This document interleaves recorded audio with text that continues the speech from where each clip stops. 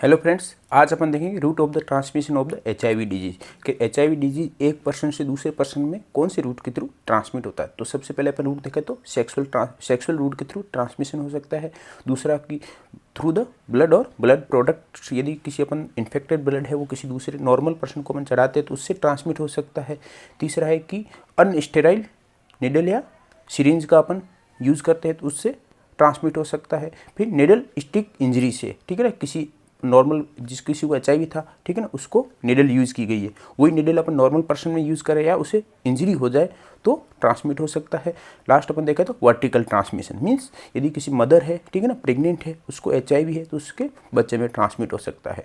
तो इसमें से अपन रूट देखें तो इसमें मोस्ट कॉमन रूट कौन सा है जिसके थ्रू HIV ट्रांसमिशन होता है, तो होता है अनप्रोटेक्टेड सेक्सुअल रूट के थ्रू मोस्ट कॉमनली ट्रांसमिट होता है HIV। कितने परसेंट चांसेस होते हैं, प्रिवलेंस कितनी है उसकी, 90%।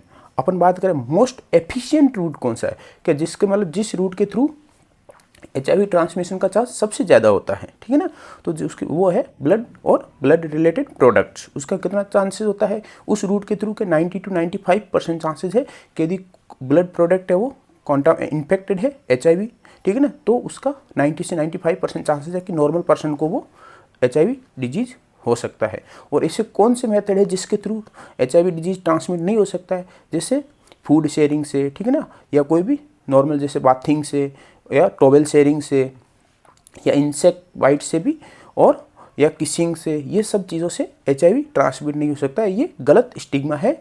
तो यदि किसी को HIV है तो उसको आपको इस चीज़ का ध्यान रखें कि आप यदि साथ बैठ के खाना खाते हो, पानी पीते हो, साथ में रहते हो और साथ में बाथरूम शेयर करते हो, ठीक है ना, क्लॉथ शेयर करते हो, तो उससे HIV ट्रांसमिट नहीं हो सकता है।